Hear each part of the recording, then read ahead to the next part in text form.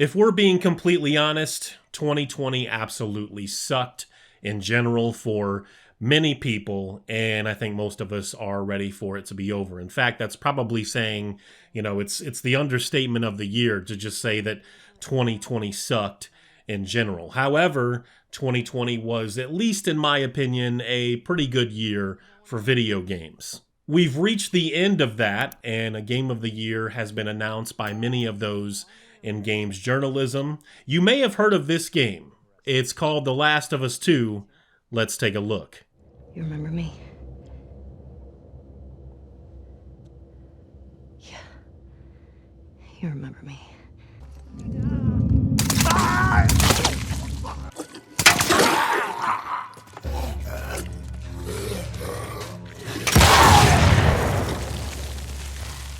And before I say anything else, I want to make it absolutely clear, crystal, that this review may contain slight, ever so slight spoilers as I continue to express my opinion throughout.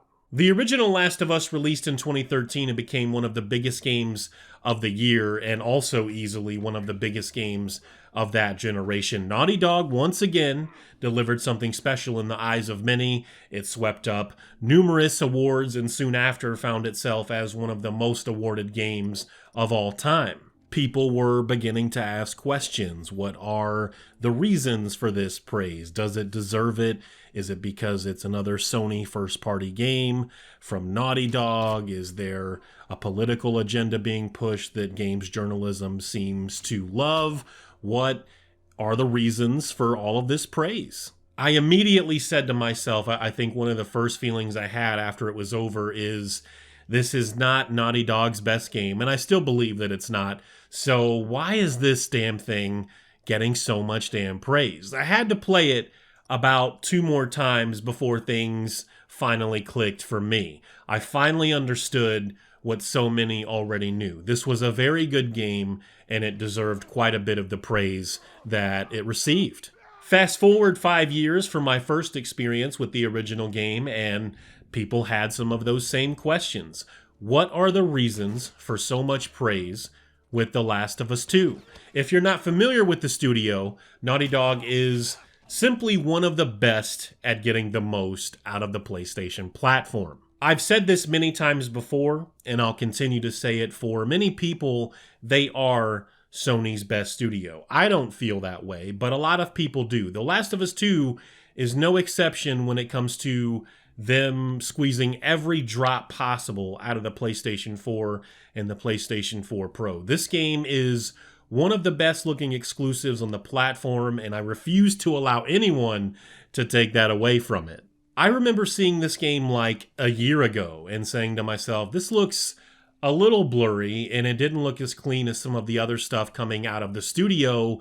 Well, the quality of videos matters on YouTube or anywhere else for that matter, because this game is not blurry at all. The level of detail, just the attention to detail in general, the amount of work that must have gone into some of this stuff is nothing short of amazing. It's hard to even make it sound good because a lot of you already know what to expect from Naughty Dog at this point. I mean, do they even surprise us as one of Sony's best studios at this point? Are you really that surprised when they come out with a game that looks really, really good? I mean, I know I'm not surprised, but they're still one of the best that Sony has regardless. So even if you're not surprised, I don't see how you can hate on what they have here. This is what they do. They're one of those that are always trying to figure out new ways, big and small, to try and outdo themselves. Not necessarily the competition, but themselves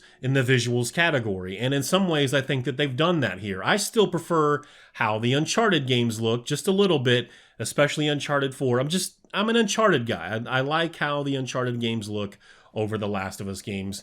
There were some things that I didn't like about Uncharted 4, but the visuals I could praise all day long. The Last of Us 2 is right there in the conversation, though, as far as like, if you're going to pick Uncharted or The Last of Us, I'm not going to hate your decision or your opinion regardless, but it's right there. That's certainly one of the best looking linear games ever created. It's just a preference thing. I like Uncharted more. I think I think that Naughty Dog understands the atmosphere of a game and what they're trying to do, what they're trying to convey.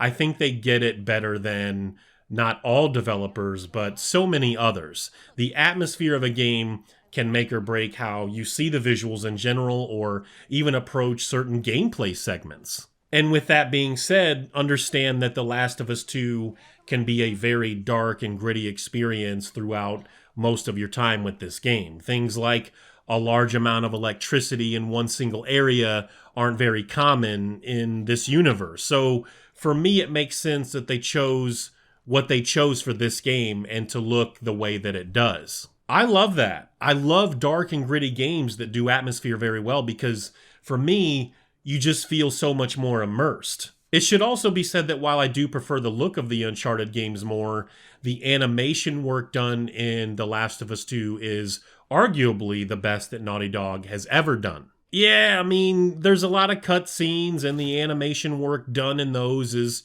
really good too, but it's a Naughty Dog game. Modern Naughty Dog games, you expect that. We know what we're getting with modern Naughty Dog, and it shouldn't come as a surprise to anyone how they choose to tell their stories at this point. But the animations with the gameplay mechanics, the aforementioned cutscenes, as well as, you know, just some of the new gameplay mechanics that they've added to The Last of Us 2 also deserve a lot of praise because there aren't many developers that do it better. Naughty Dog is just, you know, they're great at trying to find ways to up their game. And one of the things I noticed in this game is how they handle weight and momentum and just how that feels. As an example, you know, walking around with Ellie, she has this backpack with all of this crap in it, all the while trying to kill enemies and, you know, be in stealth, you know, doing all of this in several different ways for what Naughty Dog is going for. I think all of this comes together very well. They tried hard to make physics a little more important. They improved their lighting techniques. Their animation teams are quite clearly in their prime. Even the little things with attention to detail in the environments like, you know, texture work or the houses that you go into, for example, feel a lot more lived in and much more believable than the first game. Artistically speaking, if you prefer the more realistic style in your video games, The Last of Us 2 is special at nearly every turn.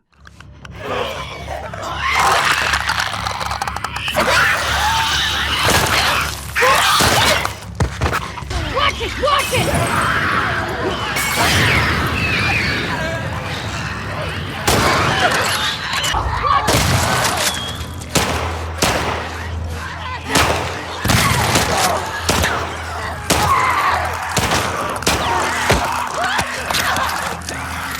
One of the more disappointing things about the original game is that I wanted more time with it. Not necessarily the story, because a lot of what was there was very satisfying for the most part. For me, it was the gameplay. I'm a big gameplay guy. I wanted more time with the gameplay. When The Last of Us works and it's at its best, it's when you're actually playing.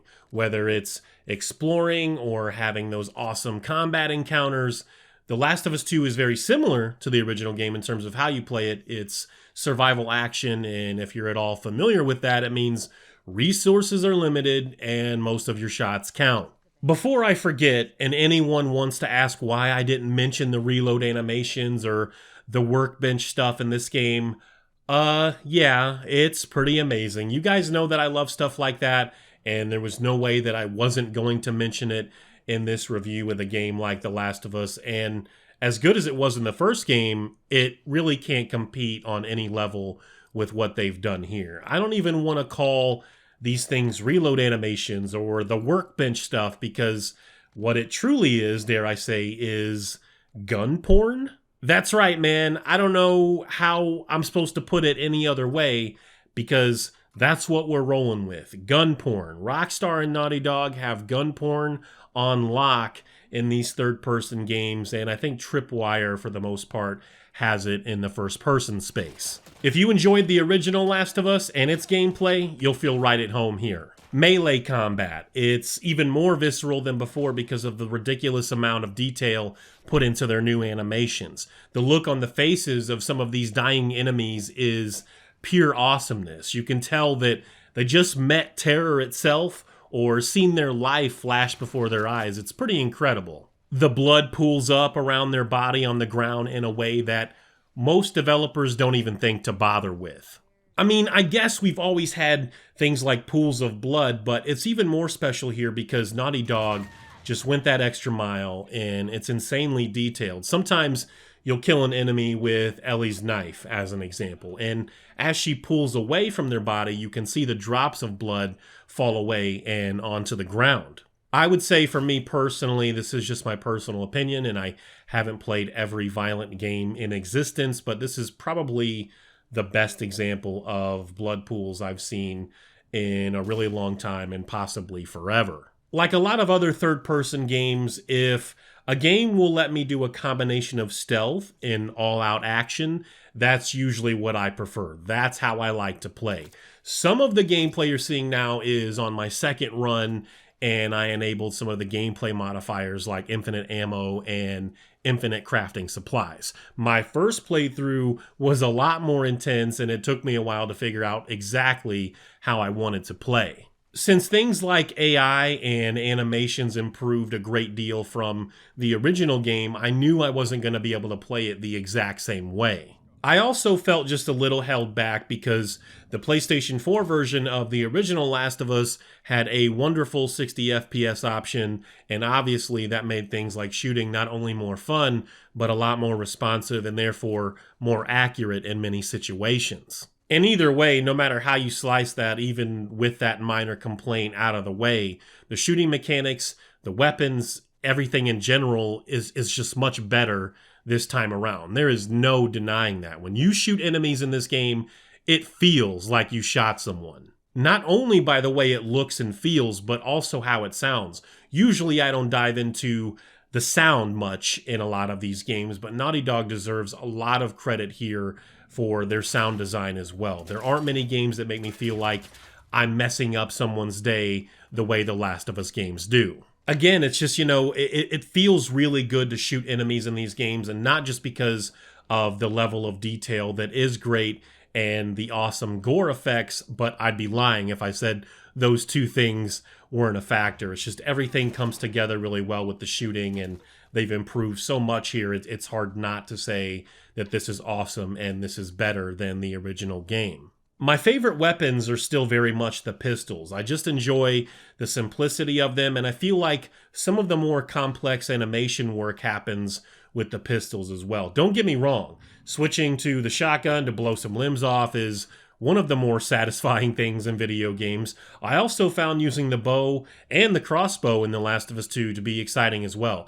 I was a little better with them this time around in this game. There's not a crossbow in the original, but there is a bow and arrow. But overall, I would still say, especially with the bow and arrow, I still suck. I think on one side, you can say that part of it is because I didn't use them enough, I didn't play with them enough, not enough practice. And then on the other side of that, you could say that I didn't fully learn the animation patterns for a lot of the infected enemies, and they always just seem to move out of the way as I'm letting go. As far as things like stealth go, I don't know if it's possible to ghost the entire game, especially a game like this, and never be seen by all of the human enemies and the infected enemy types, but that's not really how I want to play The Last of Us anyway. So just keep in mind that stealth in many areas is an option. In fact, I would even say that you may have to rely on it in some situations because, again, resources are limited. Pro tip for this review, when you're not in combat, you should absolutely be exploring and looting.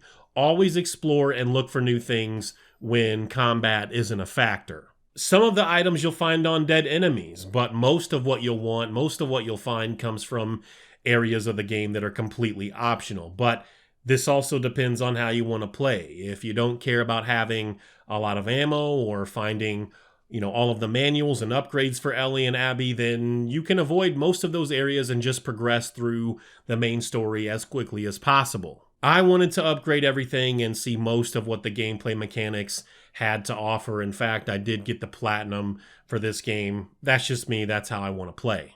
Like the first game, you're still looting items to craft things like bombs, shivs, molotovs, melee upgrades, med kits, New to The Last of Us 2 are things like explosive arrows, crafting silencers for your pistol, and incendiary shells for the shotgun. So there is quite a lot here. I care about all of that stuff and wanted to see how each of those weapons, a lot of those upgrades would affect combat situations or which is best for specific enemy types. I'm telling you right now, I got so carried away with the explosive arrows in my second playthrough with the infinite ammo turned on, the game actually took a crap on me and froze. I think this is probably the first Naughty Dog game I've ever played that froze or locked up in some way. Frame rate just took a major hit. It was a beautiful thing to watch all this happen, and for me, it was totally worth it. It's like when you can blow up one of the more basic enemy types with the explosive arrows or bombs, their insides often fly up and get stuck on the ceiling and eventually drop to the floor as you walk through that area. It's so damn brutal. So how can I not? How can I be expected to not take advantage of these things? When developers allow me to play like that, I'm going to take full advantage. Much like the original Last of Us, The Last of Us 2 allows you to play the role of two different characters throughout the story. With the sequel, you'll spend a lot more time with that second character. And I'll be honest, I like Abby. I like Abby a lot. I think that she's probably now my third favorite character in this universe, but more on that later.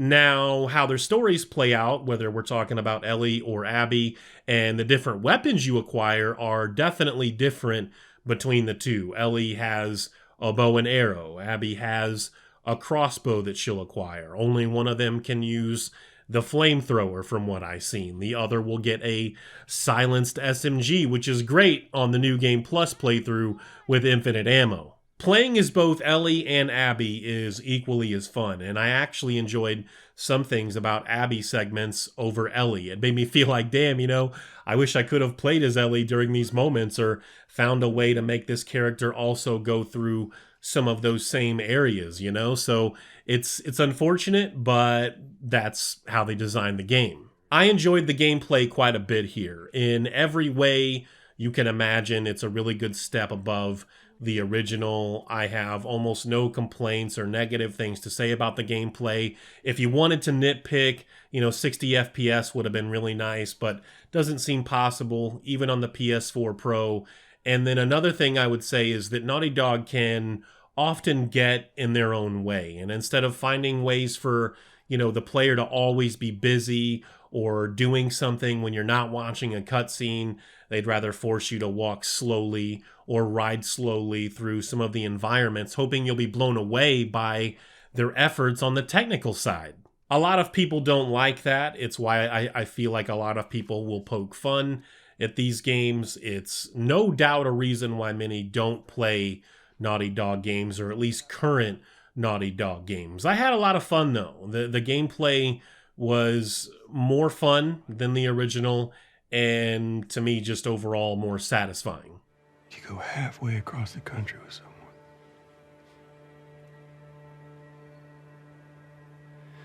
She needed her immunity to mean something. I haven't always done the right thing. You're a piece of shit, Abby. You always have been.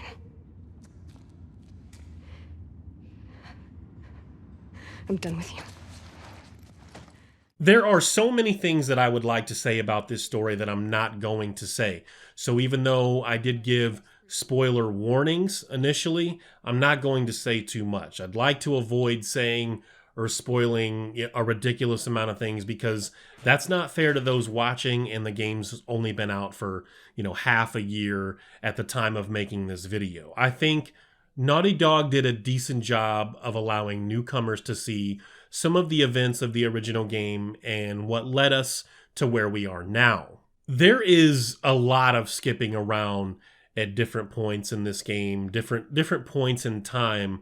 I was never confused, but I could see how some would be. One moment you're playing as present-day Joel, present-day Ellie, and then, of course, present-day Abby, all in the first hour of the game. And then later it's hey, let's go back 3 or 4 years, fast forward to the present, go back 1 or 2 years, and then back again. I followed along pretty well, but I would recommend still trying to play the original game if you haven't already done so. I do have a review for the original game on my channel if you want to go and give that a look. I've heard a lot of complaints about the story and writing being pretty average to downright awful in this game, and trust me when I say this, it surprised even me, and it's not perfect, but I liked it. I liked The Last of Us 2 story. I think that this is more well written than, say, the last 3 or 4 seasons of something like The Walking Dead. I think that that's a decent comparison given the material of both, but holy crap, that show is completely unwatchable to me now. Unwatchable and unacceptable. What I didn't enjoy is some of the moments where you're like, the only reason this is happening is because of plot armor and because they're pulling this out of their ass to justify this character's actions. That's if you wanted to get super nitpicky about it. I've never been that way about most things, and I'm not terribly invested in most of the characters in The Last of Us anyway. This is still the Joel and Ellie show. Mostly Ellie, and I think the game is at its best when you have those moments between the two, and that remind you what was special about the original game. The Last of Us 2 is a little bit different because of some of the on-screen stuff as well as some of the off-screen events that aren't entirely explained have put these two at odds with each other. And I know I said that this is still the Joel and Ellie show, and it is right up until the very end, but we can't deny Abby has a huge impact on this game. You spend 10 to 15 hours with her, so it makes sense that you're either going to love her or hate her when it's all said and done. I like Abby a lot. I mentioned that earlier. She is my third favorite character in this series. I wasn't the biggest fan of how they attempted to justify her look or some of her actions, but I didn't let that get in the way of me enjoying the experience of playing as Abby. Many have also complained that this story it overall sucks, or the game was too long. I can't deny that for a very linear, heavily scripted experience, The Last of Us 2 is a long game. I love that, though. I wish the first game was just as long or longer for my own selfish reasons, but I can understand why someone would feel that way about this game. I think part of the problem there, and I could be off base here, you guys can let me know down in the comments section, it's probably because we spend a lot of time with characters that many of us simply couldn't bring ourselves to care about. For example, I don't care about Abby's dad. I don't care about Owen. I sure as hell don't care about Mel or the fact that she's pregnant. As soon as the writers revealed that she was pregnant, I knew that they were going to try and go for some shock value with the character, and I was right. For me, that was very predictable, and it's a total throwaway character that, again, I just couldn't care less about. Abby, oh man, she spends a lot of time with a few characters that I either didn't like or couldn't care less about. Ellie has a couple of her own, and as much as I wanted to like Jesse, I guess maybe I just wanted some more time with him. Naughty Dog, can we maybe get some Jesse DLC? I wouldn't even mind some Abby DLC, or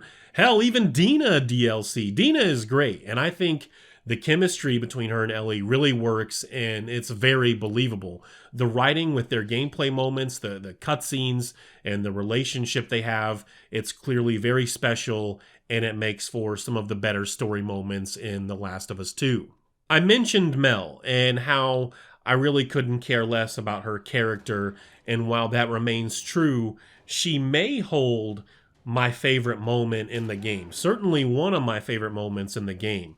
It's when Mel tells Abby that she's a piece of shit and always has been. The amazing voice acting in this game and the look on Abby's face bring it all together. And that part had my jaw on the floor because I think that moment got me thinking. I started to think about my feelings on many of the characters in games like Grand Theft Auto and just their universe in general. A lot of these characters aren't good people. They are kind of terrible a good chunk of the time, and they don't always kill because they have to. Even when one could say, I had to kill this person, they didn't really have to. Some of these moments can be argued against, some of them can be argued for. I understand that. The truth is, many of these characters enjoy killing others, and they do it with such ease. Like, it doesn't even matter. It's second nature to them at this point. Do you guys think, this is a really good question you guys can answer down in the comments below, do you guys think that Ellie and Joel are really good people? I'd be interested to hear your thoughts on the why or why not. I do have at least a little disappointment in how a small chunk of the story and characters played out right up until the very end. And we can start with how Ellie had absolutely no reason to not finish off Abby when she had the chance. What was the point of everything leading up to that then? Like, everything that led up to that would say, I'm going to kill this person. Do you know what came to mind when that happened? At least for me, maybe it's not the greatest example in the world, but Jon Snow in Game of Thrones. To avoid too many spoilers for the game as well as that show, I'll just leave it at that. Some of you know exactly what I'm talking about. The same feeling came over me when she didn't kill her, and I'll just leave it at that. But at the same time, with all of that being said, I'll be honest, part of me felt slightly relieved that she didn't, because I like Abby. I like that character. I think she's great, but I also feel she absolutely deserved to die. But what I found even more annoying than that, a lot more frustrating for me, were some of the events that led up to that Ellie and Abby moment, and there was one in particular. For those that played the game, you may already know where I'm going with this. The map. The map, man. Are you kidding? How could Ellie be so foolish and make such a mistake? I refuse to believe that this character that I've come to know and love would make that mistake without the writers trying to come up with the how. How did Abby accomplish this? I can't get behind that at all. I won't. I can't get behind it. All in all, I did enjoy this story. Most of the decisions made, I didn't have a problem with. I felt the length of the game was fine. And just for my own selfish reasons, some of the cutscenes I wish, had characters doing things that involved other characters that I gave a damn about. A couple of minor complaints, nitpicky things with the writing, or, on the technical side, like I said, with the 60 FPS, is as good as the shooting is, it requires, just higher frames, more responsiveness for me. Again, nothing that I would say, oh, this is suddenly an awful game. The Last of Us 2 is a really good game. Are there political agendas being pushed here simply to pander? Absolutely. There's no denying that. Are they pandering to a very small vocal group that doesn't often play video games like The Last of Us? Yes, they are. Is any of this detrimental to the story in any way? Nope. Did it help in any meaningful way? Nope. And because of those two things, the gamer in me isn't going to hold that against Naughty Dog. The Last of Us 2 it's simply a fantastic game, and if you own a PlayStation, I would highly recommend that you play it as well as the original if you haven't yet played that. Is The Last of Us 2 my game of the year 2020? Absolutely not. That spot was reserved for Doom Eternal immediately after finishing it. I didn't really play a lot of must-have gamey games this year that I felt were better than Doom. I do think The Last of Us 2 is a much better game in a lot of ways than the original. I know many will disagree with that, but to my own surprise, I just couldn't really bring myself to dislike much about this game, and I can't really understand a lot of the hate. I'm going to give this game a very solid 9 out of 10. Some missteps in the story and throwing in some characters that I thought, had way too much screen time kept this one from a slightly higher score. I hope you guys enjoyed this review. Let me know what you think down in the comment section about many of the things that I said, especially about the story, or whether or not you feel Joel and Ellie are good people. I would like to know how you guys feel. Take care. Thanks again. Have a good one. Peace.